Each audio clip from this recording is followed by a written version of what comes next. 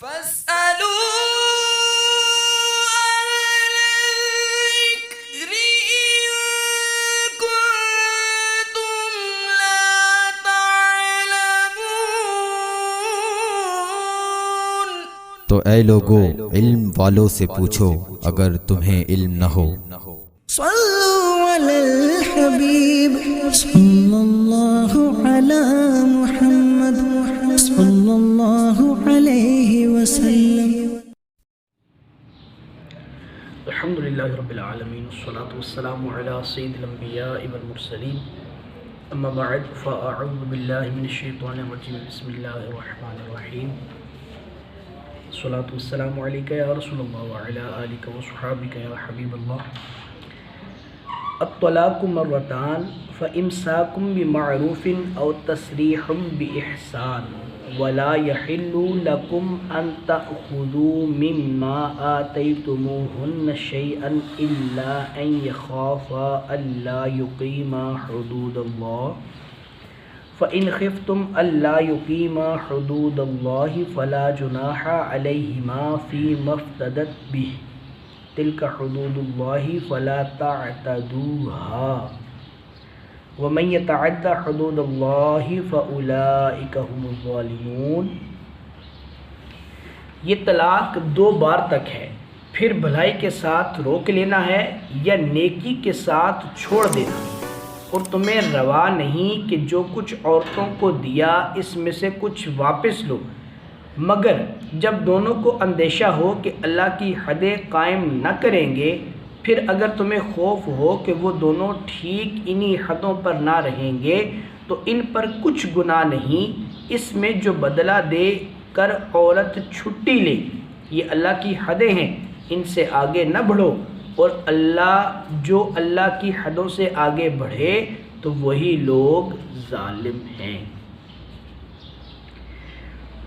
یہ آیت ایک عورت کے متعلق نازل ہوئی جس نے سرکار دو عالم صلی اللہ علیہ وسلم کی خدمت میں حاضر ہو کر عرض کیا کہ اس کے شوہر نے اس کو کہا ہے کہ یہ اس کو ایک طلاق دے گا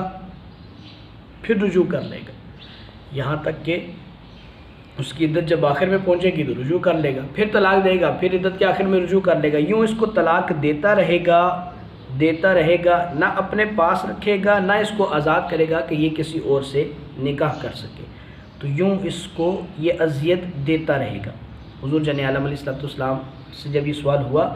تو یہ آیت مبارکہ نازل ہو گئی کہ طلاق کا اختیار صرف دو ہی بار ہے، جب دو بار آپ طلاق دے چکے، دینے کے بعد آپ واپس کر چکے، تو اب تیسری طلاق جو دو گے تو تیسری طلاق دیتے ہی وہ عورت جو ہے وہ مغلظہ ہو جائے گی، اب اس کو تم واپس اپنے پاس نہیں پھیر سکتے سوائے اس کے کہ جو کسی اور عدت گزارنے کے بعد کسی اور شوہر سے نکاح کر کے، کسی اور مرد سے نکاح کر کے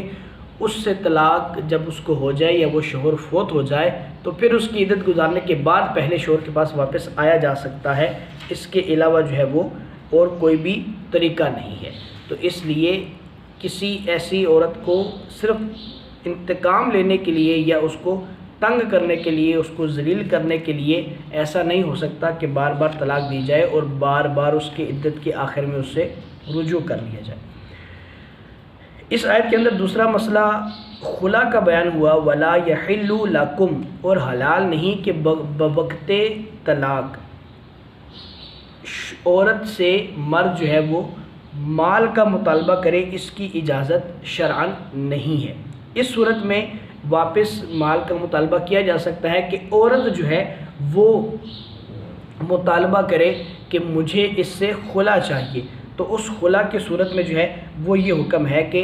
عورت نے جتنا حق مہر لیا تھا وہ اتنا حق مہر جو ہے وہ اپنے شوہر کو واپس کر دے اور پھر اس کے بدلے میں جو ہے وہ خلا لے لے، یہ اس کی اجازت ہے۔ لیکن اس کے علاوہ جیسے سورہ نساء میں یہ مضمون موجود ہے کہ عورتوں کو آپ اگر ڈھیر مال دے بھی چکے، بہت سارا مال دے بھی چکے، اس کے باوجود ایسا نہیں ہے کہ جب آپ طلاق دیں ان کو تو طلاق دیتے وقت اس سارے مال کا مطالبہ کیا جائے کہ مجھے مال واپس کیا جائے، اس کی شرعاً اجازت نہیں۔ یہ خلا جو ہے یہ حضرت جمیلہ بنت رضی اللہ تعالی عنہا کے بارے میں یہ آیت نازل ہوئی کہ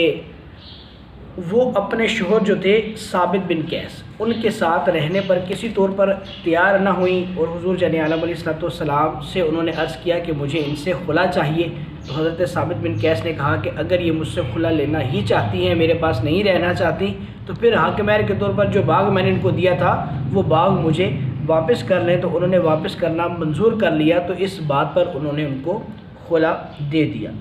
خلا کا معنی کیا ہے؟ خلا کا معنی ہے مال کے بدلے میں نکاح کو باطل کرنا. یہ خلا کا معنی ہے. اگر میاں بیوی میں کسی بھی طور پر اتفاق نہ ہو سکے، ان کے گھر والے بھی ان کے صلح کرانے میں یا ان کی برادری کے یا ان کے جو بھی بڑے خاندان کے لوگ ہیں وہ ان کو صلح کرانے میں کسی طور پر راضی نہ ہو، اور یہ خطرہ ہو کہ اب اگر ان کو مزید قریب رکھا گیا تو یہ شرع کی حدوں کو پامال کر دیں گے، تو پھر اس صورت میں ان کا خلا کروانا جائز ہے. لیکن بلا وجہ اب دو لوگوں کے درمیان میں لڑائی کروانا یہ کتنا سخت ہے. حضرت جابر بن عبداللہ کی حدیث ہے، حضور جان عالم علیہ الصلوۃ والسلام ارشاد فرماتے ہیں کہ ابلیس جو ہے وہ پانی پر اپنا تخت بچھاتا ہے اور اپنے چیلوں کو اکٹھا کرتا ہے اور ان کو کہتا ہے کہ جاؤ دنیا میں جا کے فسادات پھیلا کر آؤ. تو وہ سارے جاتے ہیں، فسادات پھیلا کر آتے ہیں. واپس آ کر ہر کوئی بیان کرتا ہے کہ میں نے یہ کیا، میں نے یہ کیا، میں نے یہ کیا. ہر بندہ اپنا اپنا، ہر جو چیلا ہے اس کا وہ اپنا اپنا معاملہ بیان کرتا ہے. حضور جان عالم علیہ الصلوۃ والسلام ارشاد فرماتے ہیں کہ ابلیس کسی سے خوش نہیں ہوتا. ایک شخص آ کر کہتا ہے کہ میں نے میاں بیوی کے درمیان جدائی ڈال کر ان کو علیحدہ کروا دیا، تو ابلیس جو ہے وہ اس کو خوش ہو کر اپنے تخت کے پاس بلا لیتا ہے. یعنی میاں بیوی کے درمیان جدائی ڈالنا یہ اس قدر برا اور کبھی فعل ہے. کبھی بھی ایسا نہ کیا جائے کہ دو اچھے طریقے سے رہنے والے شوہر اور بیوی کے درمیان میں جو ہے وہ کچھ ایسا معاملہ بھڑکا دیا جائے کہ وہ ان کی لڑائی ہو جائے اور پھر وہ معاملہ خدا نخواستہ طلاق تک پہنچ جائے. اس کی اجازت شریعت ہمیں نہیں دیتی. اللہ ہمیں ان باتوں پر عمل کرنے کی توفیق عطا فرمائے. آمین بجاہ نبی.